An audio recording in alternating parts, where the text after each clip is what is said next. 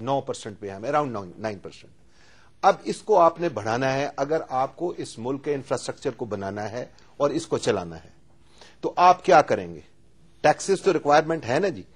अब ये जो वैल्यू एडेड टैक्स है, ये कोई नया टैक्स नहीं आ रहा, ये तसलसल है जो कि आपका ऑलरेडी जनरल सेल्स टैक्स 1990 से इस मुल्क में लगा हुआ है।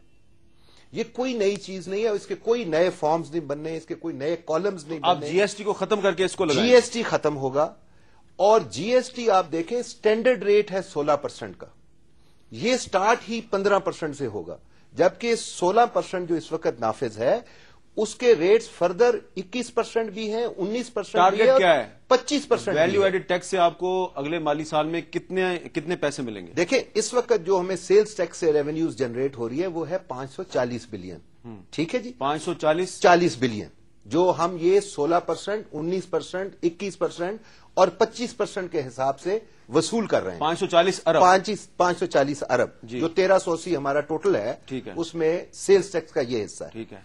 अच्छा, अब जब ये लोग बात करते हैं कि जी हमारी महंगाई, देखे प्राइस एडजस्टमेंट जरूर होगी, ये मैं नहीं कह रहा हूं, लेकिन ये डाउनवर्ड होगी कि जब आप सीएनजी आप कह रहे हैं महंगाई कम हो जाएगी। जी, आप मेरी बात सुने ना कि 25% पे जब आप इस वक्त सीएनजी, आप इसरार साहब बहुत इंपॉर्टेंट स्टेटमेंट दे रहे हैं। आप कह रहे हैं कि वैल्यू एडेड टैक्स से महंगाई कम हो जाएगी। एब्सोल्युटली डाउनवर्ड प्राइसेस एडजस्टमेंट होगी, जहां हम 25% ले रहे हैं, जहां हम 21% ले रहे हैं। लोगों के सामने सच बोलना चाहिए। सर मैं आपको ऐसा बिल्कुल नहीं है। आप कहें कि हमें हमारी मजबूरी, आप ये दलील तो दे दें, लेकिन अगर आप उल्टा ये टैक्स बढ़ जाएगा फिर तो ज्यादा टैक्स दिया जाएगा ना, मजबूरी तौर पे पड़ेगा। सर आप सुन लीजिए। जी जी। अच्छा, अब ये है कि ये जीएसटी अब ये एक दायरे में गुड्स के ऊपर लगा हुआ है, सर्विसेज इसमें बहुत कम है।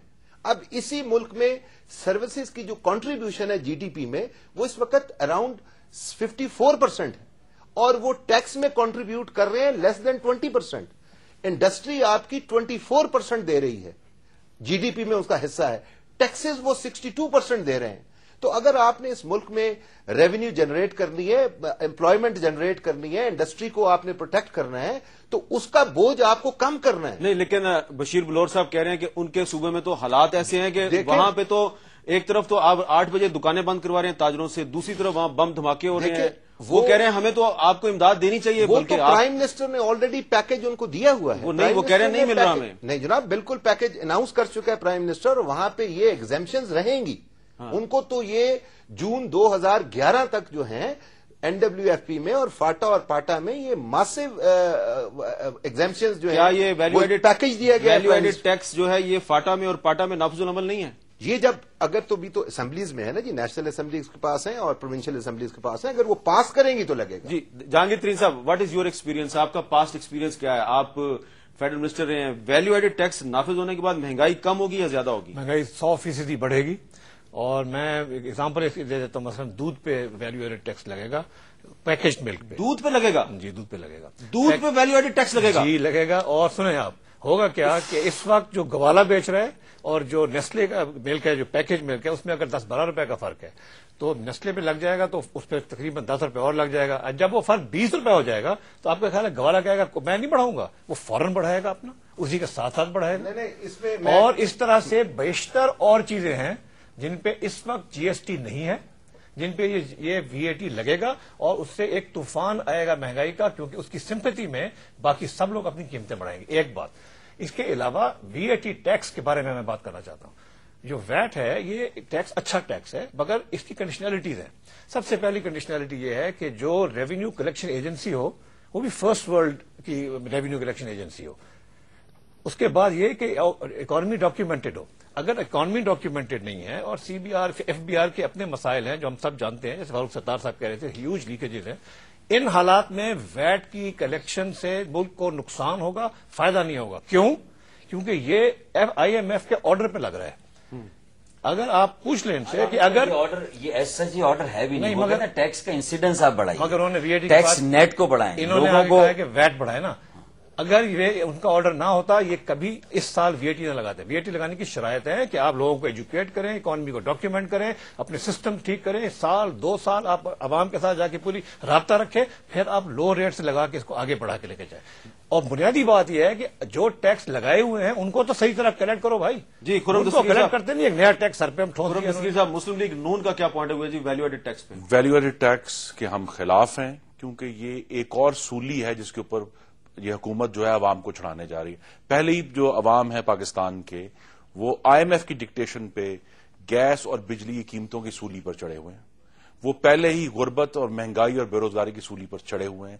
ایک اور سولی ان کی میری گزارش ہے کہ ان کے دریچے میں نہ گاڑے. بہت تکلیف ہے لوگوں کو. ایشو یہ جی انفلیشن کا ترین صاحب نے کلیئرلی کہہ دیا ہے. آئی ایم ایف کی اپنی سٹڈی ہے جی 2007 کی, لاک ووڈ اینڈ کین کی سٹڈی ہے. انہوں نے 143 ملکوں میں 26 سال کا ڈیٹا سٹڈی کیا اور انہوں نے کہا کہ ایسے ملک جو زرعی ہیں اور جہاں ٹیکس ڈاکیومنٹیشن نہیں ہے وہاں وی اے ٹی لگانے سے ریونیو کم ہوتا ہے, بڑھتا نہیں ہے, اور مہنگائی میں اضافہ ہوتا ہے. کلیئرلی ڈاکیومنٹڈ افیکٹس ہیں کہ یہ ٹیکس پاکستان, اگر یہ آئی ایم ایف کی ڈاکومنٹ ہے تو پھر آئی ایم ایف پاکستان کو کیوں پریشرائز کر رہا ہے؟ جی وہ اس لیے پریشرائز کر رہا ہے کہ پاکستان کی حکومت کے پاس اپنے آئیڈیاز نہیں ہیں. Issue low tax to G D P ratio, ہم کہہ سکتے ہیں اس کمرے میں بیٹھ کے کہ جی tax to G D P ratio low ہے. اصل معاملہ یہ ہے کہ پاکستان کا بجٹ ڈیفیسٹ اس حکومت سے کنٹرول نہیں ہو رہا, ان سے خرچے کنٹرول نہیں ہو رہے. اب جب آئی ایم ایف کہتا ہے کہ آپ اپنے خرچے کنٹرول کریں, ان کے پاس فریش آئیڈیاز نہیں ہیں. اب معاملہ یہ ہے کہ جس ایف بی آر سے یہ ٹیکس جمع کرنے جا رہے ہیں, جو آڈیٹر جنرل آف پاکستان نے 2007-8 کی رپورٹ ہے, ایف بی آر میں 101 ارب روپے کا گھپلا ہے. 101 ارب روپے کا ڈائریکٹ اور انڈائریکٹ ٹیکسیشن میں 101.054. Let me I am quoting the exact figure. 101 ارب. وہ ادارہ جس میں خود 101 ارب روپے کی کرپشن ہو رہی ہے, وہ آپ سے ان کی ایگزیکٹ فگر میں بتا دیتا ہوں جنہوں نے پبلش کی ہوئی ہے کہ ایڈیشنل ریونیو 50 سے 80 ارب روپے جنریٹ ہوگا اس ادارے میں جو 101 ارب روپے کی جس میں کرپشن ہو رہی. تو ایک زنگ آلودہ اور کھوکھلے بیلچے سے آپ ریونیو کی نئی نہریں نہیں کھود سکتے. اچھا بشیر بلور صاحب, آپ نے سنا ایم کیو ایم بھی مخالفت کر رہی ہے, مسلم لیگ نون بھی مخالفت کر رہی ہے, جہانگیر ترین صاحب مسلم لیگ فنکشنل کے ایم این اے ہیں وہ بھی مخالفت کر رہے ہیں. تو آپ یہ ہمیں کلیئرلی بتائیں گے کہ اگر ویلیو ایڈڈ ٹیکس کے نفاذ کی تجویز قومی اسمبلی میں پیش ہوتی ہے تو کیا M Q M, A N P, P M L N اور جو دیگر جماعتیں ہیں, کیا آپ سب لوگ اس کی مخالفت کریں گے؟ سب سے پہلے تو میں یہ بتاؤں کہ جو میرے بھائی نے کہا ہے کہ جی ٹیکس کم ہو جائیں گے, تو پھر جب ٹیکس کم ہو جائیں گے لوگوں مہنگائی نہیں ہوگی تو پھر ٹیکس لگانے کی ضرورت کیا ہے؟ ایف بی آر کے اسپوکس پرسن اسرار راؤ صاحب کہہ رہے ہیں کہ ویلیو ایڈڈ ٹیکس کے نفاذ کے بعد مہنگائی جو ہے وہ نیچے آئے گی. نیچے آئے تو پھر ضرورت ہی کیا ہے؟ یہ اچھا لفظ ویسے مہنگائی کی بات نہیں کرتے, یہ بتا رہے ہیں کہ اور ڈاؤن ورڈ. جی جی دوسرا یہ فرما رہے ہیں کہ یہ ہم 20 اور 21% اور 16% لیتے رہے, یہ نیچے آ جائے گی.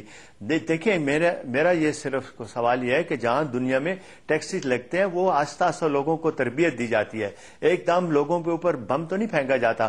چاہیے تھا کہ 10 سال پہلے یہ لوگوں کو سمجھائیں, پھر اس کے بعد کوئی 5% ہو, پھر 10% ہو, پھر 15% ہو. یہ ایک دم ہی 15% لگا کر اور 2 دنوں میں کہتے ہیں جی ٹیکس دیں.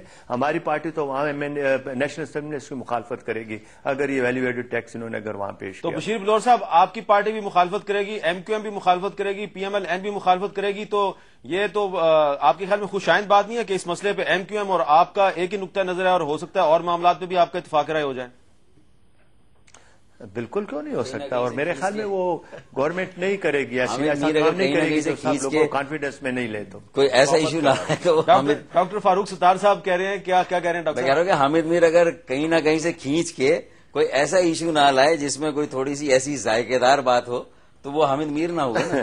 نہیں دیکھیں نا, میں تو دیکھیں میں آج کل اکثر لوگ ایم کیو ایم اور اے این پی کی لڑائی کروانے کے چکر میں رہتے ہیں, میں تو آپ کا اتفاق رہ کروا رہا ہوں ڈاکٹر صاحب. یہ اچھی بات ہے, یہ بری بات ہے؟ جی میں خیر مقدم کرتا ہوں, بخیر راگ لے. نہیں, ہم انشاءاللہ لڑائی نہیں کرتے, ہم چاہتے ہیں کہ ہمارا ملک پھلے پھولے اور ایک بھائیوں کی طرح کام کیا جائے. جی بہت شکریہ بشیر بلور صاحب, آپ نے پشاور سے ہمارے ساتھ بات کی. یہاں ایک وقفہ لیتے ہیں, وقفے کے بعد اپنی گفتگو جاری رکھیں گے.